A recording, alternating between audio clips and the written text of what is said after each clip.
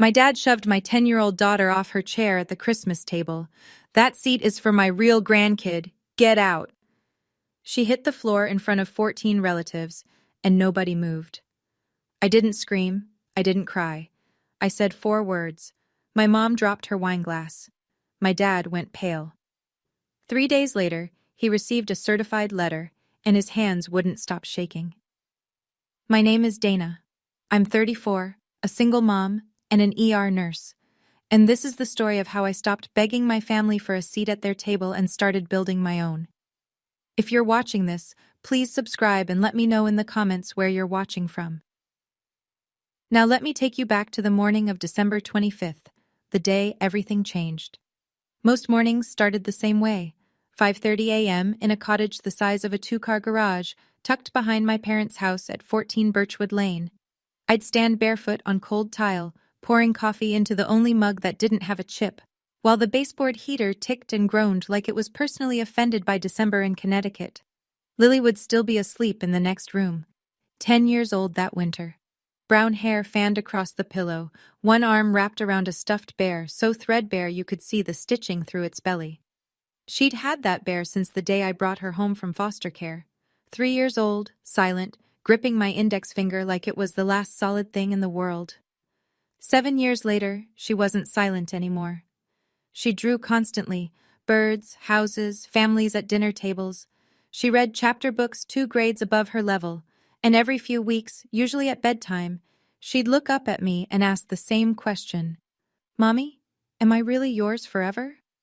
Every time I gave the same answer. I'd been paying my father $1,100 a month to live in that cottage. Zelle transfer, first of every month, no exceptions. I had 84 screenshots on my phone, every single payment time-stamped, going back 7 years.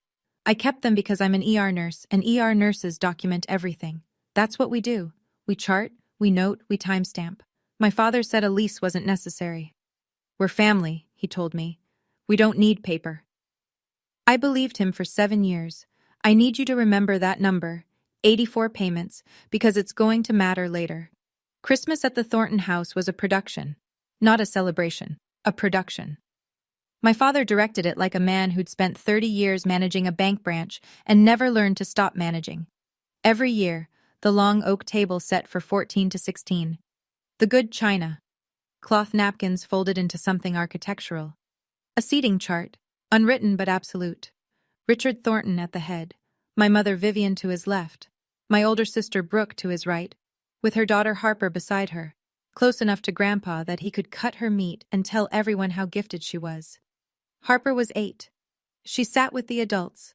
Lily and I sat at the far end, near the kitchen door, where the draft came through and you could hear the dishwasher running. Every year. If you're wondering whether the seating was accidental, it wasn't. Nothing my father did was accidental. 2 days before Christmas, my mother called. Not to ask what Lily wanted for a gift, not to check if Lily had grown out of last year's dress. She called to say, "Don't let Lily wear anything too flashy. Brooke just bought Harper a new dress, and you know how Harper gets if she's not the center of attention." I pressed my tongue against the back of my teeth and said, "Sure, Mom." That night, I picked out a simple red sweater for Lily. She looked at herself in the bathroom mirror, smoothed the front with both palms, and asked me, "Mommy, can I sit next to Harper this year? At the big table?" I told her I'd try. I should have known then. The seating chart wasn't about chairs. It was about who counted. And in my father's house, my daughter had never counted. Christmas Day. 4:17 p.m. The sky had gone the color of wet cement, and a thin snow was coming down, the kind that doesn't stick but makes everything look like it's inside a snow globe, pretty and sealed. Lily carried a rolled-up piece of paper in both hands, held out in front of her like a candle at a church procession. She'd been working on it for 2 weeks, a painting on thick watercolor stock titled, "Our Family Christmas." Every person in the family, drawn in bright gouache, Grandpa, Grandma, Aunt Brooke, Harper, even Great-Grandma June in her wheelchair. Everyone smiling, everyone at the same table. She wanted to give it to my father before dinner. He met us at the front door. The pine wreath smelled sharp. The porch light made the snow look gold. My father looked at Lily, then past her, the way you look past a piece of furniture you've stopped noticing. He gave her a short nod. No hug. No Merry Christmas, Lily. Then Harper ran up behind him, and the whole man changed. He crouched down, arms wide. There's my girl. Look at that dress. You are a princess. He held Harper for a good 10 seconds. I counted. Inside, Brooke was arranging place cards on the oak table. I scanned for Lily's name. It wasn't there. The main table had 14 settings. At the back wall, near the kitchen door, someone had unfolded a metal card table, the kind you use for poker, and set it with a single plate, a single fork, a paper napkin. One chair. Harper was 8 and sat with the adults. Lily was 10 and sat alone at a card table behind the kitchen door. I leaned toward my mother in the hallway. Mom, Lily can sit at the main table, right? She's 10. Vivian didn't look at me. Don't make this a thing, Dana. Dinner was halfway done when it happened. I'd been watching Lily through the kitchen doorway, alone at that card table, eating quietly, her painting rolled up beside her plate because she hadn't found the right moment to give it to my father. She kept glancing at the main table, at Harper laughing, at my father carving seconds of ham for Harper's plate while telling a story about her ballet recital. Then Lily stood up. She picked up her painting, walked to the main table, and slid into the one empty chair. The seat meant for my cousin Jeff, who hadn't shown. It was next to me. She sat down, unrolled the painting on the tablecloth, and smiled. I made this for everyone, she said. My father set down his carving knife.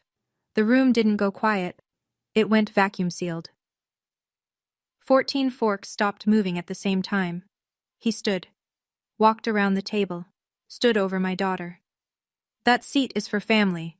His voice was level, informational, like he was reading a bank policy. She is family, Dad, I said. He didn't look at me. He looked down at Lily. That seat is for my real grandkid. Get out. His hand closed on the shoulder of Lily's red sweater. He pulled. Not a punch, not a slap. A yank, sharp, deliberate, the way you'd pull a dog off a couch. Lily's body twisted. The chair legs scraped. She went off the seat sideways and hit the hardwood floor with a sound I will hear for the rest of my life. The painting landed face down beside her. 5 seconds of silence. I counted them the way I count seconds between a crash and a code in the ER. 5 full seconds. 14 adults. Nobody stood. Vivian looked at her plate. Brooke cut a piece of ham. Lily didn't scream. She looked up at me from the floor, eyes wide, and whispered one word. Mommy? I don't remember standing up. I remember being up. I remember the feel of the napkin leaving my lap, the scrape of my chair, and then I was already moving. I didn't shout. I didn't lunge. 7 years of ER training will do that to you. When the worst thing in the room is happening, you don't scream. You act. Your hands go steady. Your voice drops. I crouched down, slid my arms under Lily, and lifted her. She was shaking, small, fast tremors, the way a child shakes when she doesn't understand what just happened, but her body does. I held her against my chest, one hand on the back of her head. Then I looked at my father. He was still standing. His hand was still half raised, fingers open, like the ghost of Lily's sweater was still in his grip. I said 4 words. We are done here. Behind me, I heard a sharp crack, glass on wood. My mother's wine glass had slipped from her hand onto the table. Red wine pooled across the white cloth like an ink blot. My father's face went the color of the snow outside. I picked up Lily's painting from the floor, took our coats from the hallway closet, and walked out the front door. Nobody followed us. The snow had picked up. It stuck to Lily's eyelashes. She whispered into my neck, Are we going home? We're going to our home, I said. In the car, engine running, heat blasting, I pulled up the back of Lily's sweater. A red mark, already darkening, ran across her lower back where she'd hit the chair leg on the way down. I took 3 photos. Timestamp, December 25th, 7:42 p.m. Then I sat in the driveway of our cottage for 10 full minutes, engine idling, snow collecting on the windshield, and made 3 decisions that would change everything. By 9 o'clock that night, my phone had become a weapon pointed at me. 11 missed calls, 23 text messages. I read every single one, and I screenshotted every single one, because that's what you do when the gaslighting starts. You save the receipts before someone tells you it never happened. My mother, you ruined Christmas. Your father barely touched her. She's being dramatic, and so are you. Brooke, Lily slipped off the chair by herself. I saw the whole thing. Stop twisting it into something it wasn't. My Aunt Linda, Richard didn't mean it like that. He's under a lot of stress.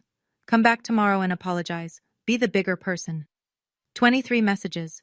Not one of them asked if Lily was okay. I set the phone face down on the kitchen counter and ran Lily a bath. I sat on the closed toilet lid and read her 2 chapters of her book while the bathroom filled with steam and the smell of the lavender soap she liked. She was quiet. Not the scared quiet from the floor. A thinking quiet. At bedtime, she looked up at me from her pillow and said, "Is Grandpa mad because I'm not really his?" I brushed the hair off her forehead. "You are really mine. That's what matters." She fell asleep holding the threadbare bear with both arms. I went to the kitchen table, opened my laptop, and created a Google Doc. Title: Incident Log, Thornton Family. I sat there until 1 in the morning, typing every incident I could remember from the last 7 years. Dates, quotes, who was present, things said to Lily, things said about Lily when she was in the next room. 7 years of notes, organized by year. I didn't reply to a single message that night. I had screenshots. That was enough. December 26th, 8:14 a.m. Lily was still asleep when the knocking started. Not a polite knock. The flat of a palm against the cottage door, hard enough to rattle the chain lock. I knew who it was before I looked through the peephole. My father stood on the step in his good overcoat, breath clouding in the cold. No casserole dish, no apology face. I opened the door 6 inches and kept my body between him and the hallway to Lily's room. He didn't say good morning.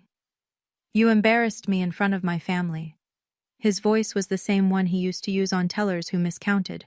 Controlled, clipped, but with a current running underneath. "That girl needs to learn her place, and so do you." "Her name is Lily," I said. "She's your granddaughter, and you pushed a child." "I barely touched her." He leaned forward. "She's not even blood, Dana. She doesn't—" "This conversation is over.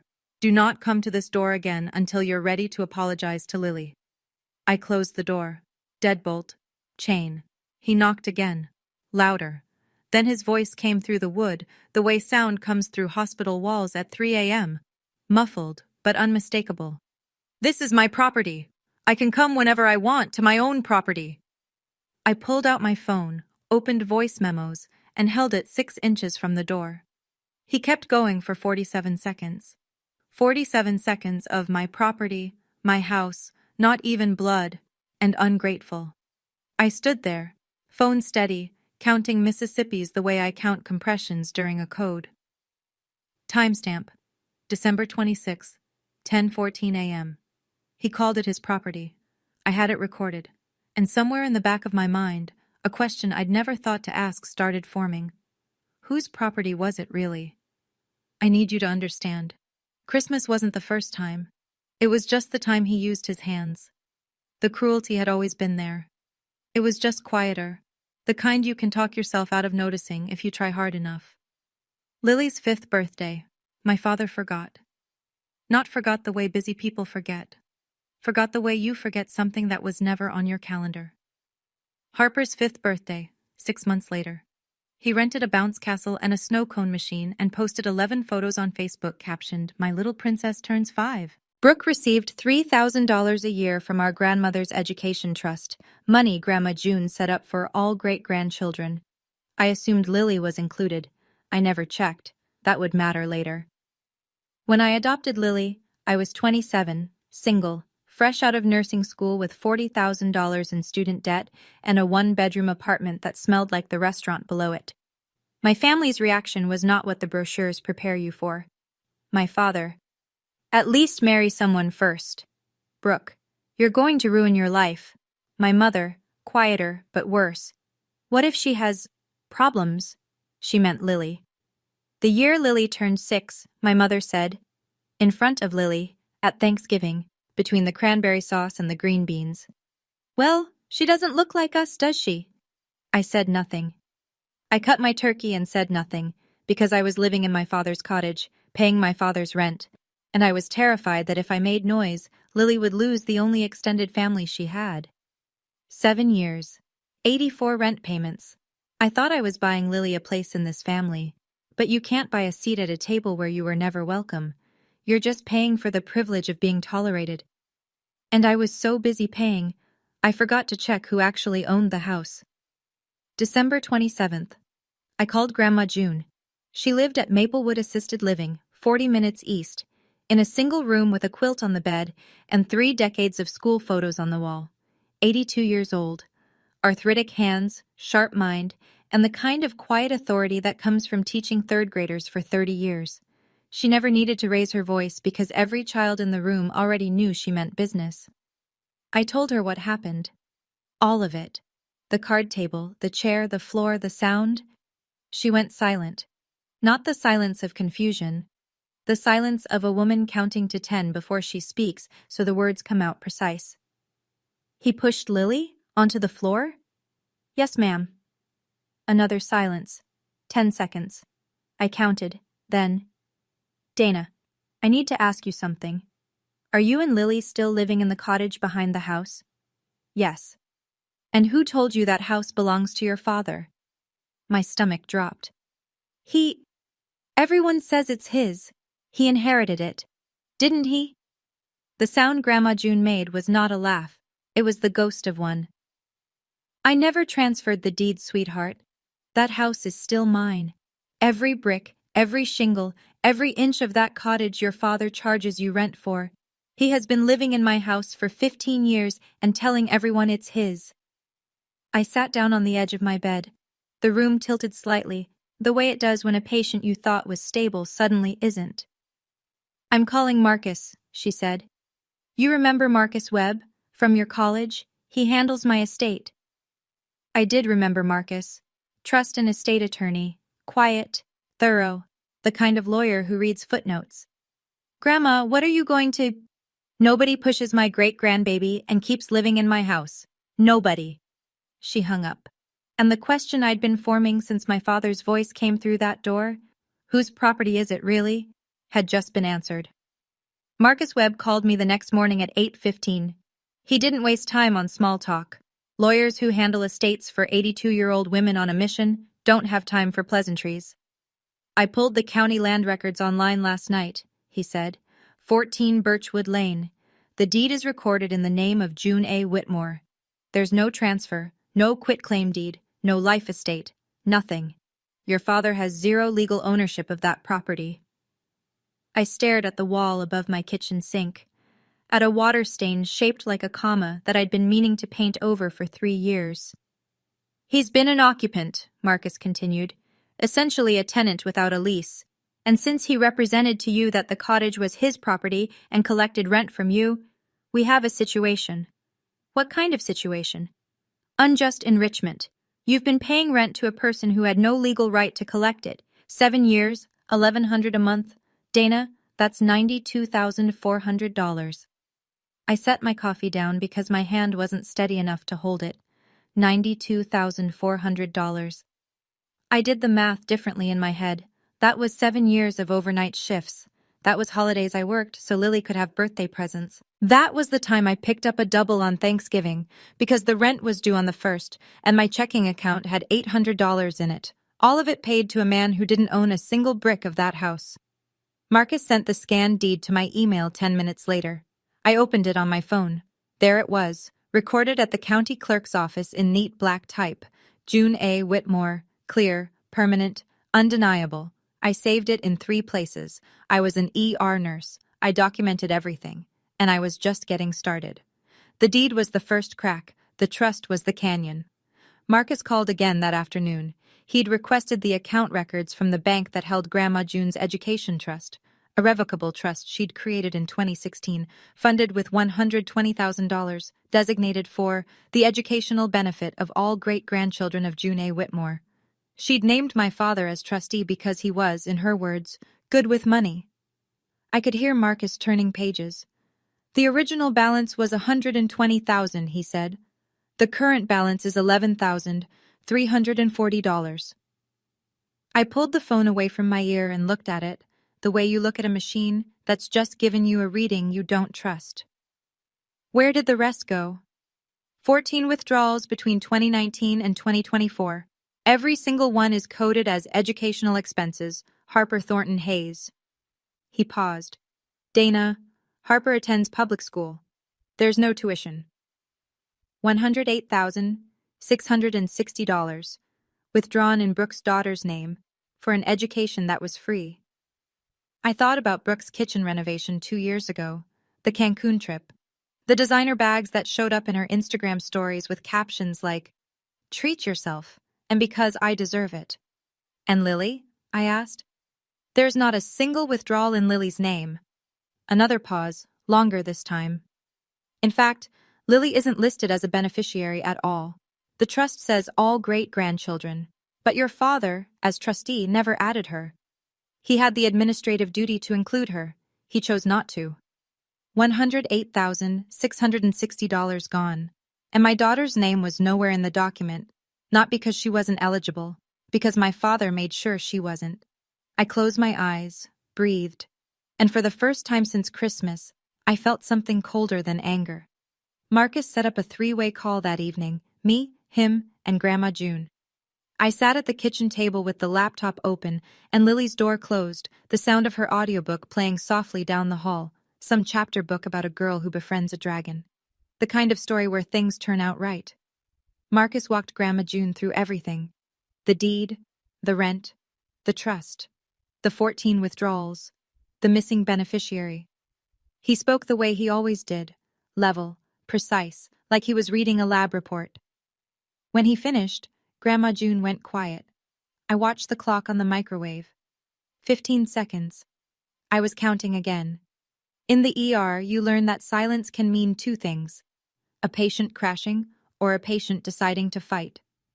Then she spoke, and her voice was so calm it could have frosted glass. Marcus, I need 3 things done before New Year's.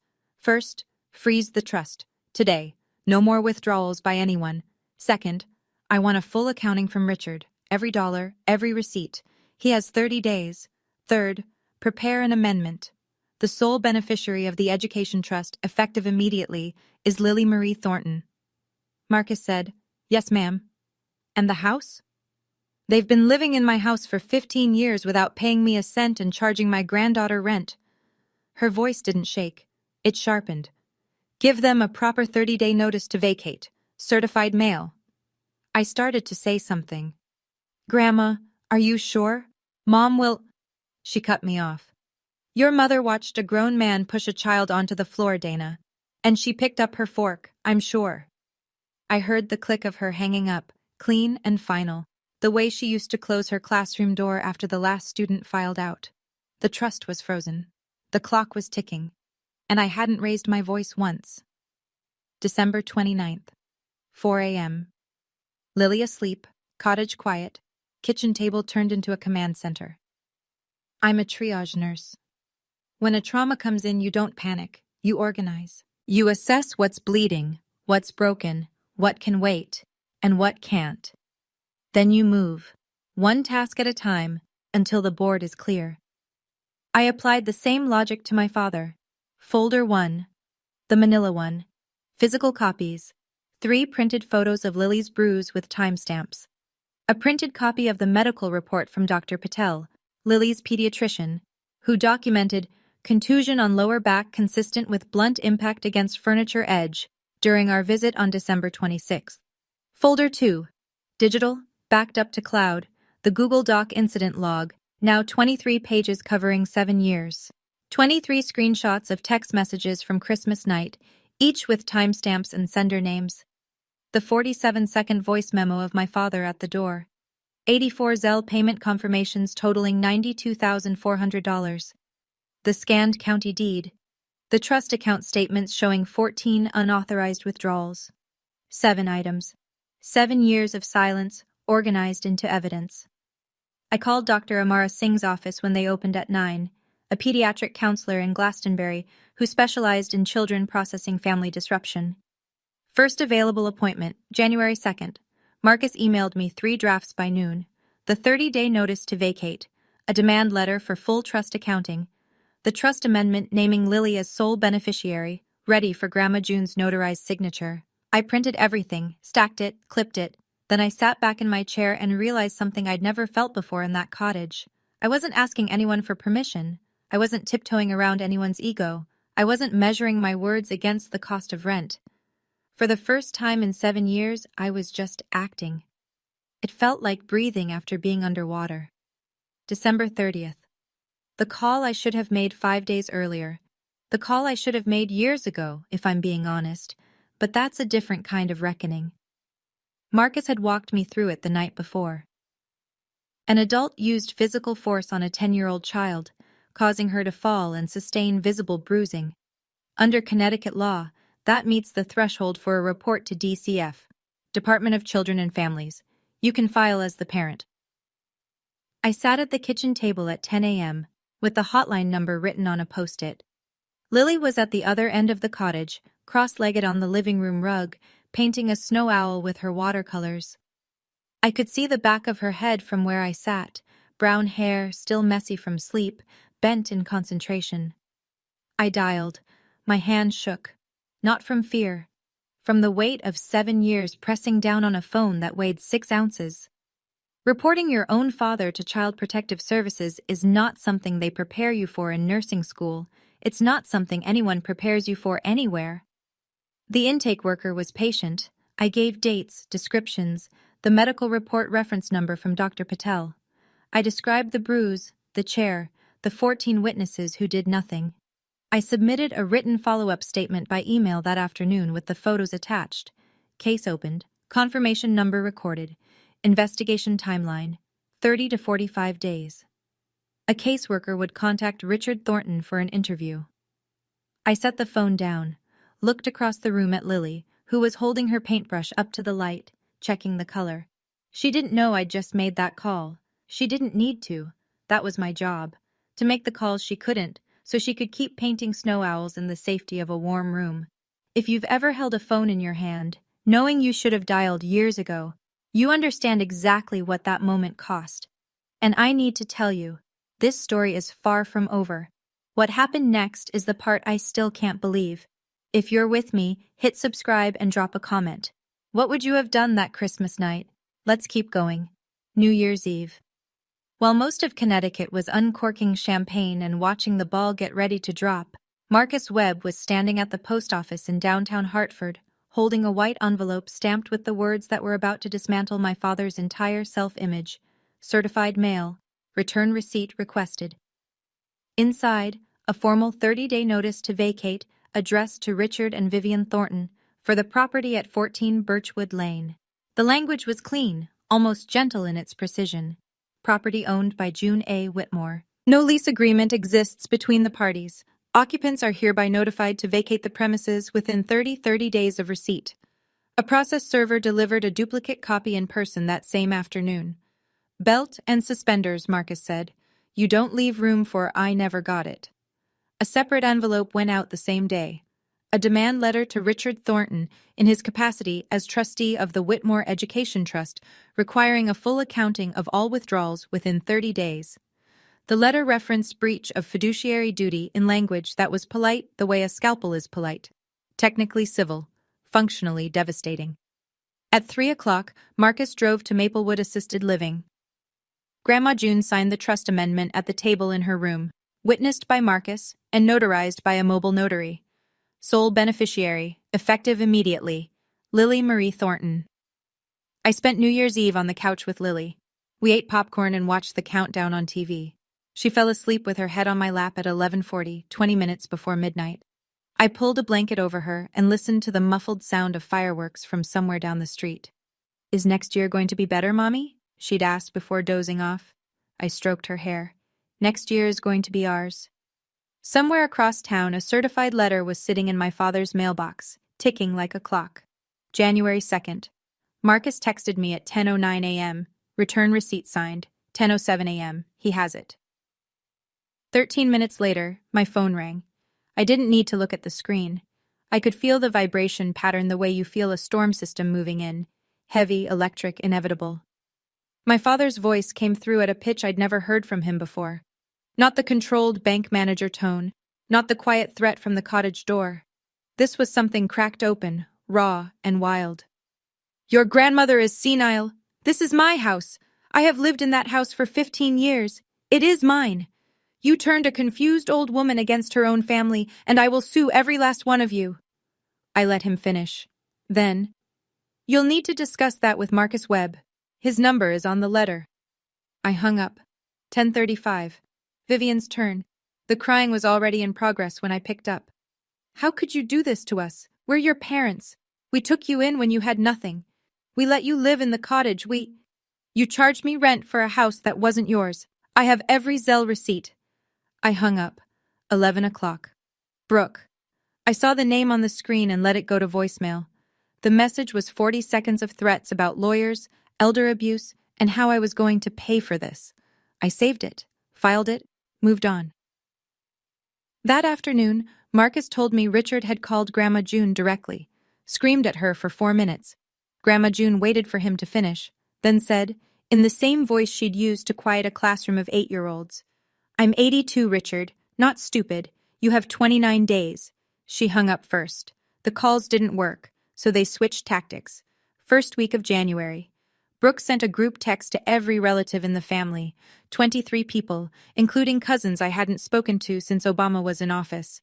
I know because my cousin Rachel forwarded it to me within the hour with a single comment. Thought you should see this.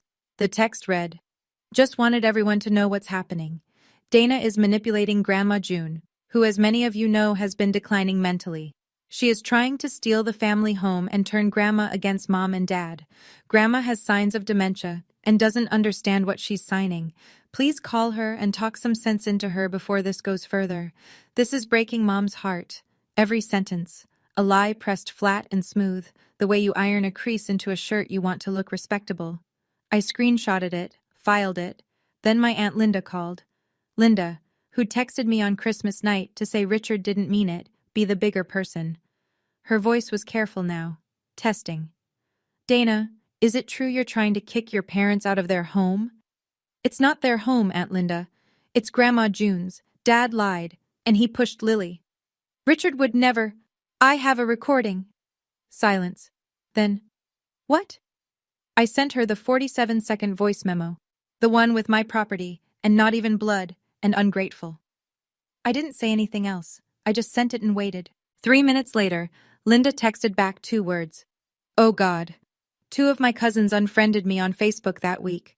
My great-aunt Patty sent a message that said, you're tearing this family apart over a chair. I didn't respond. I didn't post. I didn't argue. Brooke had texted 23 people. I sent 1 recording to 1 person. Receipts don't need an audience. They need the right ears. January 2nd. The same day my father received the letter and started screaming.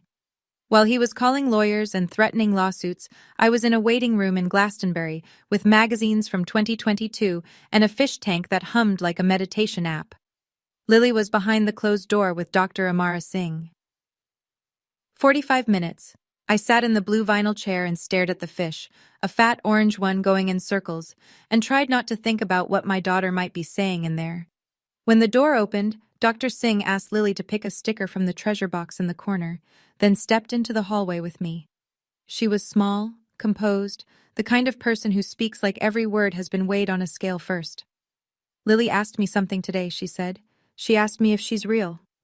I felt the floor tilt. She said her grandfather has been telling her she's not a real grandchild for years, not just Christmas. She said the other kids at family events repeat it. Not real, not blood, not one of us. She's been carrying that much longer than you think. I pressed my back against the hallway wall. The fluorescent light buzzed above us. She's resilient, Dr. Singh said. But she needs to hear, from the actions around her, not just words, that she belongs. She will, I said. I promise. On the drive home, Lily sat in the back seat, peeling the edges of her sticker, a purple triceratops. She said without looking up, Dr. Singh told me feelings aren't wrong or right. They just are. That's true, baby. Then is it okay that I'm mad at Grandpa? It is absolutely okay. She nodded and went back to her sticker. I could protect her from a shove. I had. But I hadn't protected her from the words. The years of quiet, daily erosion that taught her to question whether she was real. That failure sat in my chest like a stone. And I swore right there on Route 17 with the heater blowing and the Triceratops sticker half peeled that it would be the last time I was late. January 15th. The accounting deadline hit like a timer going off in an empty room. Marcus called at 4 p.m. His voice had the particular flatness of a man who expected exactly this. No response from your father. No accounting. No receipts. No communication from his attorney. If he even has one. The 30-day window for the trust accounting has closed. I was in the break room at the hospital, still in scrubs, eating a granola bar that tasted like pressed sawdust. Through the window, I could see the parking lot dusted with old snow, gray and pitted. What happens now? Under Connecticut statute, a trustee who fails to provide an accounting upon demand from the grantor, or a beneficiary, can be removed by the probate court. I'm filing a petition tomorrow to remove Richard as trustee of the Whitmore Education Trust and requesting a court-ordered audit of all disbursements. I let that settle. A court-ordered audit. Every withdrawal, every fake educational expense, every dollar that went to Cancun and kitchen granite and designer bags, all of it pulled into the light under oath. One more thing, Marcus said. Brooke retained an attorney. He called me this morning, off the record, and I mean truly off the record. He told me her position is, quote, extremely weak, and he's advised her to settle. I almost smiled. Almost. And the house? The 30-day notice was served December 31st. They have until January 30th to vacate. If they don't, we file an eviction action. But Dana, I don't think it'll come to that. Your father is a man who can't afford to have an eviction on public record. His pride won't let it get there. I looked at the calendar on the break room wall. Someone had drawn a smiley face on the 30th. 15 days. After 15 years of lies, my father had 15 days. January 18th. 3 days before Grandma June's family meeting, and 12 days before the vacate deadline. My mother came to the cottage alone. No call ahead, no text. Just the crunch of her good shoes on the frozen gravel path, and then a knock. Not the flat palm assault my father had used, but something softer. Tentative. The knock of a woman who'd practiced what she was going to say in the car. I opened the door. Lily was at school. The cottage smelled like burned toast and the lavender plug-in Lily had chosen at the dollar store. Vivian's eyes were red. Her hands were clasped in front of her the way they always were when she wanted you to see her suffering before she made her ask. Dana, please. Her voice broke on the second word. I'm begging you. Drop all of this. Your father is having chest pains. He can't sleep. He's not eating. I'll talk to him about Lily. I promise I will. Just stop the letters. Stop the lawyers. We can work this out as a family. There it was, the word, family, loaded and aimed, the way it always was. Mom, did you talk to him about Lily in the last 7 years? When he called her the kid? When he skipped her birthday? When he didn't put her name in the trust? He's not a bad man, He pushed my daughter onto the floor. You watched. You picked up your fork. She flinched. The tears came harder. Where will we go, Dana? Where will we live? That's not my problem to solve anymore. You had 7 years of my rent to save. She stood there for another moment, waiting, I think, for the version of me that would cave. That Dana was gone. I closed the door, leaned against it, pressed my palms flat against the wood. My hands shook, not from weakness, from the physical effort of not opening that door again. January 20th. Maplewood Assisted Living. The community room on the second floor. Linoleum tile, fluorescent lights, a long folding table that probably hosted bingo on Tuesdays. It smelled like institutional coffee and lemon floor cleaner. Grandma June had made the calls herself, each one brief, each one identical. I need you at Maplewood on Saturday at 2. This is not optional. When I walked in, Marcus was already there. Navy blazer, laptop bag, the quiet competence of a man who'd done this before. He was connecting his laptop to the wall-mounted TV that usually showed weather forecasts and meal schedules. I sat 3 chairs from the end, set my hands on the table. I didn't bring the manila folder. I didn't need to. This wasn't my meeting. They arrived one by one. Aunt Linda, tight-lipped, clutching her purse strap.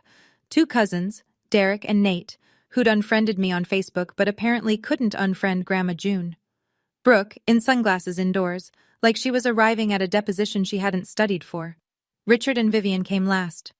My father walked in the way he walked into everything. Chin up, shoulders back. The posture of a man who'd spent 30 years behind a desk people had to stand in front of. Vivian trailed behind him, already crying softly. Then Grandma June was wheeled to the head of the table. She wore a gray cardigan buttoned to the top. Her reading glasses hung on a chain. In front of her, on the table, was a manila folder identical to the one I kept at home. Richard sat down, face flushed. "Mom, this is ridiculous. Whatever Dana's told you." "Sit down, Richard." Her voice cut the room like a ruler on a desk. "I have a few things to show everyone." Marcus opened his laptop. The TV screen flickered to life, and the room went very, very still. This is the moment. Everything Dana documented, every screenshot, every receipt, every recording she filed away instead of firing back, it all leads right here, to this room. If you're on the edge of your seat, hit that like button and tell me in the comments, do you think Richard will finally face what he did? Stay with me. Grandma June spoke the way she taught. Slowly, clearly, with the patience of someone who knows the class isn't going to like the lesson. 15 years ago, I allowed Richard and Vivian to move into my home on Birchwood Lane. It was a kindness, not a transfer. She nodded at Marcus. He placed a printed sheet in front of every person at the table. This is the county land record for 14 Birchwood Lane. The owner, today, as it has been since 1987, is June A. Whitmore, me. Richard's jaw moved, but nothing came out. The color was leaving his face the way heat leaves a room when you open a window in January. 10 years ago, Grandma June continued, I created an education trust for all my great-grandchildren, all of them. I named Richard as trustee because I trusted him. She paused on the word trusted the way you pause on a crack in the ice. Marcus pressed a key. The TV screen lit up with a bank statement, rows of transactions, dates, amounts, neatly highlighted in yellow. These are the withdrawal records from that trust. 14 withdrawals over 5 years. Total, $108,660. Every one of them labeled educational expenses. Harper. She turned to Brooke. Brooke's sunglasses were off now. Her face had the color and texture of skim milk. Harper goes to public school, Brooke. There is no tuition. The room made a sound, not a gasp, more like the collective inhale of 6 people understanding something at the same time. Grandma June turned back to the table. Her voice didn't waver. And Lily Thornton, my great-granddaughter, Dana's daughter, was never added as a beneficiary. Not because she wasn't eligible, because Richard, as trustee, decided she wasn't family. She let that word hang in the air, family, like a nail driven through the center of the table. Richard stood up. The chair behind him screeched on the linoleum.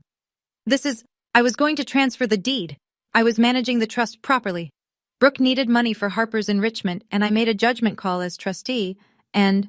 Show me one tuition receipt, Grandma June said. The room held its breath. Show me one invoice, one enrollment letter, one line item that proves $108,000 went to that child's education. Nothing. Richard's mouth opened and closed. He looked at Brooke. Brooke looked at her hands. Mom, Brooke started. Tell her. It was for activities and tutoring and enrichment programs. Vivian said nothing. She stared at the folded hands in her lap, the way she'd stared at her plate on Christmas night. Some people have one response to everything. Hers was disappearing. Then Aunt Linda spoke. She'd been sitting at the far end of the table, silent since she walked in, and when her voice came out it was low and shaking, not with tears, but with the kind of anger that comes when you realize you've been lied to and defended the liar. Richard, you told me Dana was the problem. You told all of us. You said she was bitter and dramatic and turning Grandma against the family. She held up the bank statement. This isn't bitter. This is theft. Derek and Nate stood up without a word and walked out. The door clicked shut behind them. They didn't slam it. They didn't need to. Marcus spoke next, his voice level and professional as a court filing. For the record, Mrs. Whitmore has amended the Education Trust. The sole beneficiary is now Lily Marie Thornton. Mrs. Whitmore has also issued a 30-day notice to vacate the property at Birchwood Lane. A petition to remove Richard Thornton as trustee has been filed with the probate court. Richard sat down slowly, like a man whose legs had stopped reporting for duty. His hands, resting on the table, were trembling. The room was quiet in the way a room is quiet after something has broken. Not peaceful, not resolved, just empty of everything except the sound of the fluorescent lights buzzing overhead. Grandma June turned to me. Her hand, small and knotted with arthritis, rested near my arm on the table. "Do you have anything to say, sweetheart?" I hadn't planned to speak. I'd come to listen, to watch, to let the paperwork do what paperwork does when people have spent years lying without it. But my grandmother asked, and I stood up, and the words came out the way they'd been waiting to come out for 7 years. Not loud, not fast, just clear. I looked at my father. "I spent 7 years trying to earn a seat at your table for my daughter. She drew you a painting that night. It was called Our Family Christmas. She drew every single one of you in it, and you shoved her off a chair for it." I looked at my mother. "I paid you $92,400 in rent for a house you didn't own, and when your husband pushed my child onto the floor, you picked up your fork." I looked at Brooke. "You took $108,000 that was meant for my daughter's education, and then you sent a group text to 23 people telling them I was the one stealing." I stopped, let the silence sit. "I'm not asking for an apology. I stopped waiting for one of those a long time ago." I looked at my father one last time. "I don't negotiate with people who push children. Lily and I are done." I sat down. Under the table, Grandma June's hand found mine. She squeezed once. Firm, deliberate, the grip of a woman who'd raised 2 generations and wasn't finished yet. No one in that room said a word. The next 10 days moved with the slow, grinding certainty of paperwork doing its job. January 30th, vacate day. Marcus confirmed it by text at 6 p.m. "They're out. Confirmed with the neighbor. Moving truck left at 4. Richard and Vivian relocated to a 2-bedroom apartment in Meriden. $1,800 a month. The first rent check either of them had written in 15 years. My father didn't fight it. Marcus was right. Richard Thornton was a man who'd spent a lifetime building an image, and an eviction filing on the public record would have cracked it like a hammer through a window. He went quietly. That was the most dignity he'd shown in months. Second week of February. The probate court granted the petition to remove Richard as trustee. The judge's order was 3 pages long and included the phrase, "failure to fulfill fiduciary duties." Marcus Webb was appointed successor trustee by Grandma June. Trust balance at transfer, $11,340, plus a $40,000 deposit from Grandma June's personal savings. Lily's education fund, $51,340. Her name, finally, on the first page. Third week of February. The DCF investigation concluded. Finding, indicated. The caseworker's report documented the physical contact, the bruise, the medical report, and the 14 witnesses who did nothing. Richard was mandated to complete an anger management program. Failure to comply could result in a restricted contact order. Marcus sent my father a final demand, repayment of $14,200, 12 months of rent, the maximum recoverable under the settlement Grandma June agreed to, in order to end it cleanly. Richard had 60 days. The cashier's check arrived in 43, $14,200. It wouldn't replace what those years cost, but it would put 6 months of rent in a savings account with Lily's name on it. Brooke held out longer than my father. But receipts don't care about stubbornness. First week of March. Marcus, in his capacity as successor trustee, sent a formal demand to Brooke Thornton Hayes, repayment of $108,660 in unauthorized trust withdrawals. The letter outlined 2 options. Option 1, full repayment on an agreed schedule.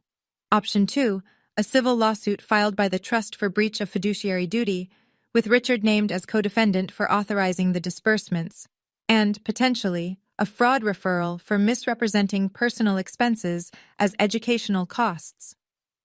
Brooke's attorney called Marcus within 48 hours. They settled in mid-March. $60,000, payable at $2,500 per month over 24 months. It wasn't the full amount, but Grandma June approved it. "I want the money back for Lily," she told Marcus. "I don't want a war. Wars are expensive and they break the things you're trying to save." Every monthly payment would go directly into Lily's education trust. I heard through Aunt Linda, who had quietly stopped returning Brooke's calls, that Brooke sold her Lexus and replaced it with a used Honda. The summer trip to Turks and Caicos was cancelled, and Kevin, Brooke's husband, had apparently discovered the scope of the withdrawals for the first time when the demand letter arrived. Aunt Linda said the word she used was blindsided. I didn't feel satisfaction. I want to be honest about that. I didn't feel the rush that people in movies feel when the villain falls. I felt tired, and I felt clear, and I felt something close to relief. The way you feel when a bone is finally set after weeks of walking on it wrong. I told Marcus the same thing I'd told myself. I don't want Brooke to suffer. I want Lily to have what was always hers. March 14th. Marcus sent the email on my behalf. One paragraph addressed to Richard, Vivian, and Brooke, clean as a surgical note. I am requesting that you have no direct contact with me or with my daughter, Lily, until further notice. Any necessary communication should be directed to my attorney, Marcus Webb, at the address and number below. I didn't explain why. I didn't list grievances. I didn't leave the door open with phrases like, maybe someday, or when we're all ready. I just drew the line and stood behind it. Richard responded by mail. Not through Marcus, not through email, but through a handwritten letter slipped into the cottage mailbox. I recognized the handwriting, the same sharp slant he used on birthday cards when he remembered to send them. 4 lines. You destroyed this family. I hope you're proud of yourself. Your mother cries every night. This isn't over. I read it once, folded it, placed it in the manila folder, did not respond. In April, Vivian sent Lily a birthday card, pink envelope. Inside, 3 words in her looping cursive. Love, Grandma V. No mention of Christmas. No mention of the floor. No mention of anything that would require acknowledging what had happened. I held the card for a long time, sitting on the edge of my bed after Lily had gone to sleep. Part of me wanted to give it to her. The part of me that had spent 7 years believing any connection was better than none. I put it in a drawer instead. Not forever. Just not yet. No contact wasn't punishment. I want to be clear about that. It was the first boundary I'd ever drawn that I actually kept. It wasn't a wall built from anger. It was a door, closed gently, with a lock I chose not to hand the key to. Like the oxygen mask on an airplane. You put yours on first, so you can breathe long enough to help the person beside you. May, Connecticut, in May, smells like mud and cut grass, and the particular sweetness of apple blossoms opening along the fences on Birchwood Lane. We moved into the main house on the first Saturday of the month. Grandma June insisted. It's your home now, she said when I tried to argue. It always should have been. Marcus was handling the deed transfer, a gift deed from June Whitmore to Dana Thornton, clean and legal and real. After 15 years of my father calling it his, the house would belong to someone who'd never once claimed to own something she didn't. Lily chose the upstairs bedroom with the window overlooking the backyard. She stood in the doorway for a full minute, just looking. It was 3 times the size of her room in the cottage. Light poured through the glass and hit the hardwood floor in wide yellow stripes. This is mine, she said. This is yours. She hung one thing on the wall that first day, the painting. Our family Christmas. The watercolor from that night, edges soft from where it had hit the floor, one corner slightly creased from being carried to the car in the cold. She smoothed it flat and pressed a piece of tape on each corner. She still saw Dr. Singh every 2 weeks. One afternoon in late May, she came out of her session and said to me in the parking lot, with the sun on her face and her backpack hanging off one shoulder, Dr. Singh says I don't have to earn belonging. I just belong. I cried, right there next to the car, in broad daylight, for the first time since Christmas. Grandma June visited every Sunday. They baked, they painted, they read together on the porch while the bees worked the garden. June called her my girl. Lily called her Great-Grandma June. The education trust stood at $51,340, growing by $2,500 every month. Enough by the time Lily turned 18, for a future she could choose for herself. June. A Tuesday evening, warm enough to leave the kitchen window open. I was at the stove, wooden spoon in hand, steam rising from a pot of the pasta Lily liked, the kind with the little bow ties, because she said they looked like butterflies. The backyard was gold, birch trees catching the last of the light, a cardinal on the fence post, head tilted, watching nothing. Lily came in from the living room at a run, socks sliding on the hardwood, and wrapped her arms around my waist from behind. She pressed her face into my back, and I felt her breathe. "Mommy? Am I really yours forever?" The question. The same one she'd asked 100 times. The one I'd always answered the same way, forever and always. Quick, automatic, a reflex like catching a ball. But this time I turned the burner down. I set the spoon on the counter. I crouched until we were eye to eye, her hands in mine, and I gave her a different answer. "You are mine, and I am yours, and this house is ours, and nobody gets to tell you different." She smiled. Not the careful smile she used at my father's table, the one that asked permission. A real smile, wide and unguarded, the kind that starts in the eyes and doesn't stop. I hadn't seen that smile since before Christmas. Later, after she was asleep, I walked past her bedroom. The door was cracked open. The hallway light fell across the wall where the painting hung. Our family Christmas. But it was different now. She'd added to it. New figures in bright gouache beside the original Dana and Lily. A small woman in a wheelchair, Grandma June. A lady with dark hair, Dr. Singh. A man in a blue blazer, Marcus. The people who showed up. The people who stayed. The people who never once asked her to prove she was real. No Richard. No Vivian. No Brooke. Smaller family. Truer one. I leaned against the doorframe and listened to my daughter breathing in a room that was hers, in a house that was ours, in a life we'd built not from silence, but from the moment I finally broke it. Family isn't the people who gave you a chair at their table.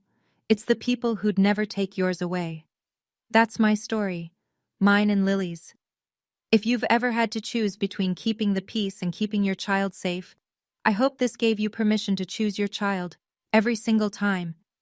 If this story stayed with you, hit subscribe, leave a heart below, and check the description for the next one.